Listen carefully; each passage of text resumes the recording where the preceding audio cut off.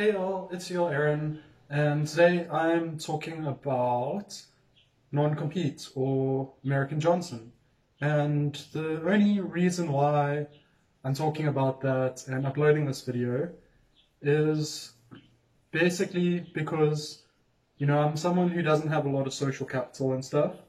So if someone who does have a bunch of social capital is gonna like say things about me, then, the only thing I can do is to give my side of the story and hope that the people who really look into it come away with a more balanced opinion than just taking the popular person's side. But as it turns out, I've been going on about having a problem with ContraPoints for a while. And so I've been discussing that issue with non-compete for months because they keep promoting ContraPoints in their videos.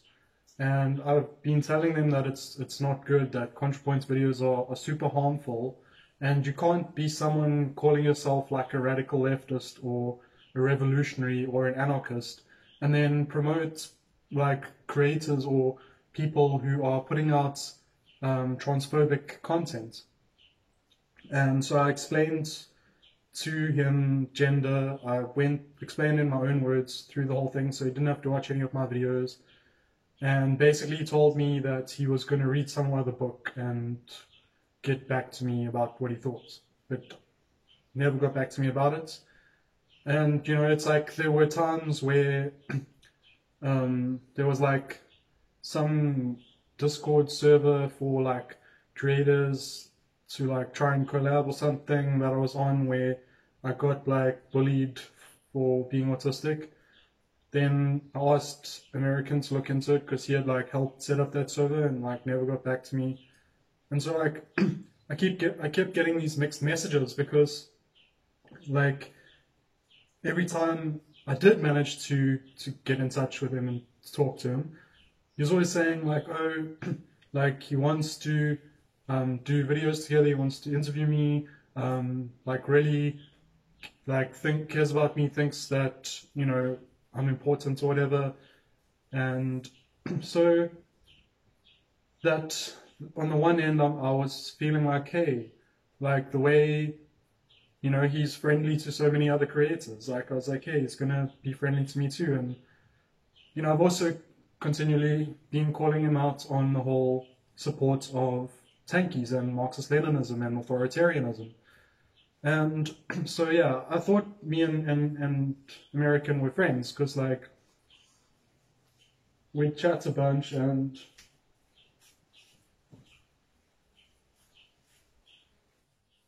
sorry.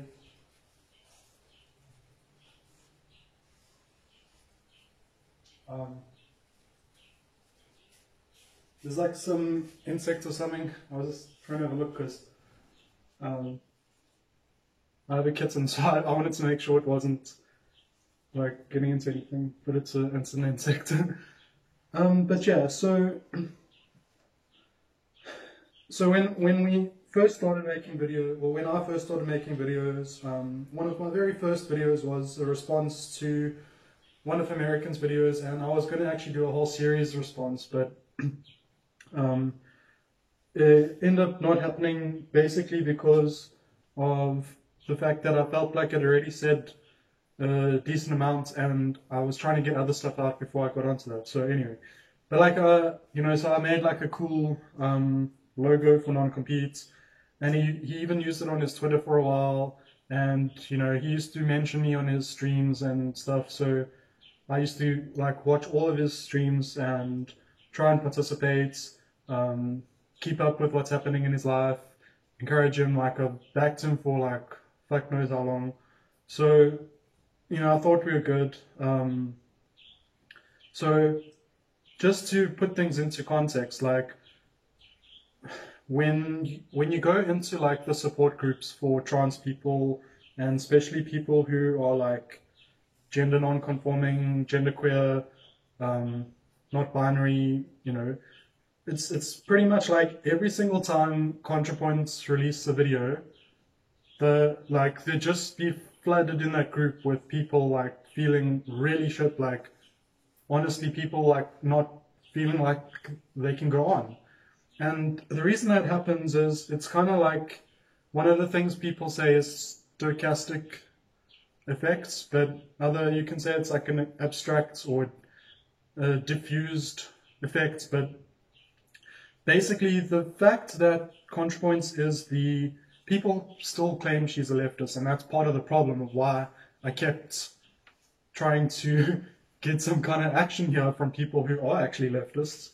But she keeps calling herself a leftist, and so she gets perceived as, you know, the most popular trans leftist. Now, you know, it should be somebody else, and obviously it's probably never going to be me, but it should be someone who is actually on the left, who gets that title a lot. Not that we should have it, but that's why. The point is that because the whole community at large, like all the other big creators and stuff, and a lot of fans, act like that's the case. Every time she puts out a video and it doesn't get, and it's problematic and stuff, but the other big channels and that, they don't bother to call out, they don't signal boost the people who do call out, they just let that harm go out.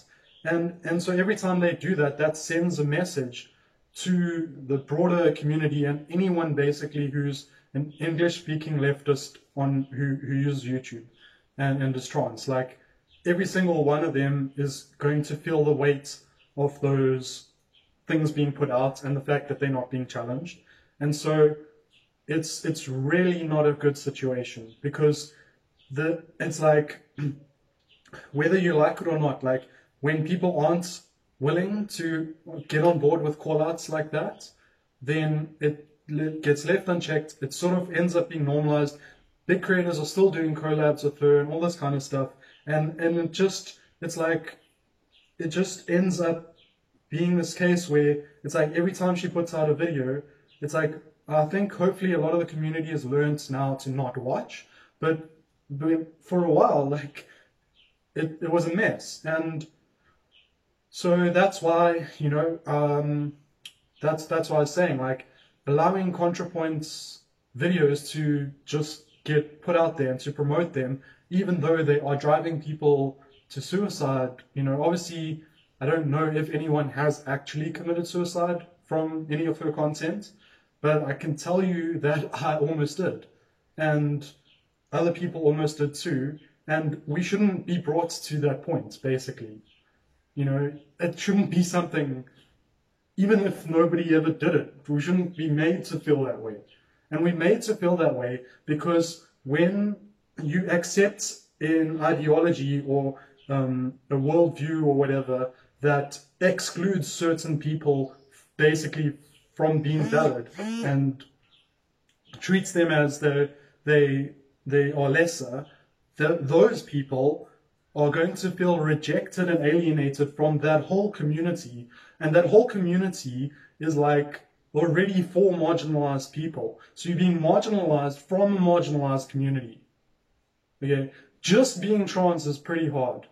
And so instead of trying to be supportive of the people who are being hurt and trying to be like, no, ContraPoints type content isn't okay on the left, they go along with it, act like they don't think there's anything wrong.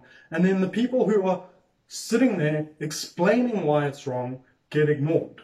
And so, yeah, it's bad. So, because I'm autistic, you can look this up, but like, a lot of times what autistic people do, when you mention something, even if it's like something negative that happened to you, autistic people often, obviously not everyone, but will often share one of our own similar experiences. And the reason we do that is because we are so hyper aware that platitudes are meaningless, that we are searching for something that might actually be of some meaning. And so communicating to someone else that you actually know what they feel like, you know, that's for us is so much more meaningful than just saying like, oh, don't worry, things will get better. And so information sharing is often something autistic people value highly. And sharing a personal story by autistic people, that's like, that's something that we are doing as an act of kindness. And a lot of people turn around and be like, stop making this all about you, or like, I didn't ask for, and it's like, that must come from a lack of understanding of why people are saying it, because even if you generally don't care and you don't want to hear the story, like, you should at least be happy that someone's felt the like desire to try and make you feel better. Like, that should count for something. And so when it comes to philosophy, it's actually really similar. Whereas, like, if somebody you care about and you feel that you're in relationship with says something political or philosophical that you think is problematic, you don't agree with, or even if you just think you've got like something extra to add to it, obviously now we're not talking about a personal story, but we are talking about personal opinion and ideas and stuff.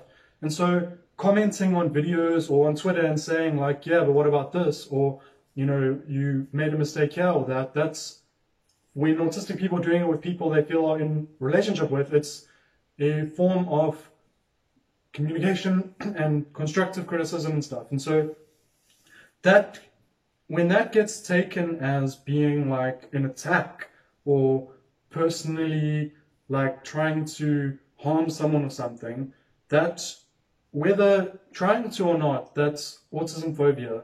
Because autistic people like pretty much like just don't, like, they just don't go around character assassinating for fun. Like, and so assuming immediately that that's what someone's doing just because they're sharing their opinion a lot with you, that sort of presumption of bad faith is like, it might not make sense if you're not aware of what it's like being autistic, but things like presumption of asexuality, presumption of incompetence, and presumption of ill intent, or those three are like the top three things that people misinterpret autistic communication as being. And that's why I'm mentioning it, like, so people know. Like, so now, non-competes, Americans said, like, refunded me the last month's Patreon, and was like saying like, he'll give me my all I've given him back if I give him my PayPal. And I'm like, what the hell? Like, that, who the freaking heck do you think I am? Like, if I support someone, I'm not going to ask for the money back just because they get offended with me. So I was like, just leave me alone. Like, if you're going to treat me like that, like saying to me like you don't want to have any contact with me anymore, then like, shut up about the money. Like, it hurt the fact that I gave him that money and then he still took my opinions as in a bad way, and so I know a lot of people see non-competes as the hero and as like one of the good ones. I feel like he's changed a bit since he got more popular, and I'm just like, he's embedded himself with authoritarians, and and I just think we need to, my own personal and like, whoever cares what I say, like, just be careful of thinking that he's fully radical, because there's so many signs of liberalism and like sort of reactionaryism, and like, yeah, and just be careful, like, if you're one of the people who he's like promised things to and stuff, like, I don't know, you'll probably get it because you probably don't call him out on left unity and the gender binary and supporting ContraPoints. And I guess ultimately what he's expecting from other creators is to not challenge him, or to not challenge him on the areas that he's decided he doesn't want to be challenged on. But I don't know, because if you have no social capital, you basically don't exist. And I mean that in like the literalist sense. Like I see big creators who will say, who as soon as like someone puts out content of a certain theme or whatever, and I've put out multiple videos on that topic, but this new popular creator does a video on that theme, and then other big creators are like, finally someone's talking about this theme. And that's probably just because it's the first video they've seen on it. But that just goes to show how much you don't exist when you're a small creator.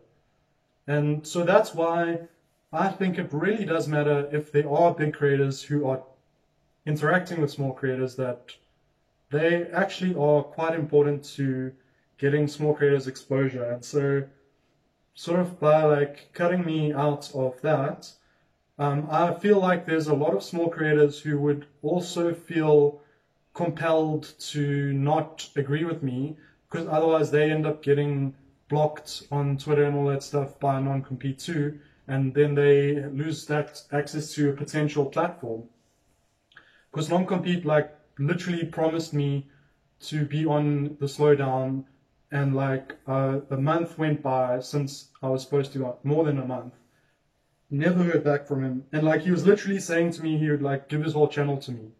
I've got transcripts, like, but I'm not gonna put them in the description or anything. I'm just saying it so that people know I'm not bullshitting. But like what I'm saying is like that relationship actually was important to me, and I had been felt let down from months and months, and you know, comments on a few tweets of like, yo, you like still supporting ContraPoints, so maybe stop going on this whole civility mission now, you know, like, anyway, so that's pretty much it. So if you never see me collaborate with any other leftist ever again, it's probably because they are not willing to risk like associating with someone hated by the likes of non-compete or whatever.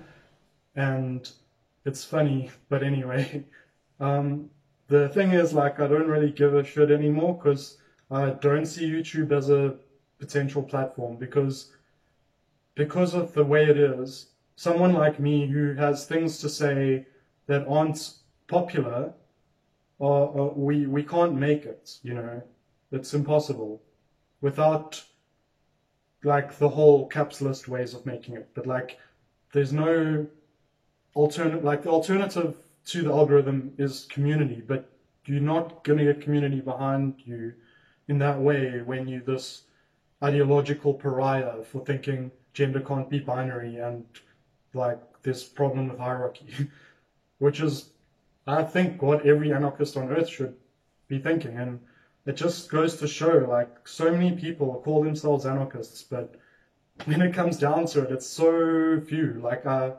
know a couple are on YouTube, but geez. And I'm actually going to try finding new creators who like don't want to be associated with the Peter Coffins and the non-competes and the Contras and the philosophy tubes and the Jack Saints. Like, that whole crowd is like toxic in my opinion, and they're just really good at marketing themselves as like white knights and stuff. But honestly, like, the way that they treat people and other creators is totally different from the way they present themselves on their channels. And that's it. So that's it. That's the video. If you like drama, hope you enjoyed this. If you don't like drama, then I don't know, I'm a dramatic person. Maybe you shouldn't be subscribed to me. But, you know, I'm, like I said, pretty much over YouTube. I'll just be uploading what effectively amounts to shitposting or info dumping or whatever. I'm going to be working on some better content, but when it's done, it's probably going straight up on Patreon or something, and YouTube's crap. Like, I'd rather not participate than be treated this way. You know, like, Anyway, thanks for watching. Bye.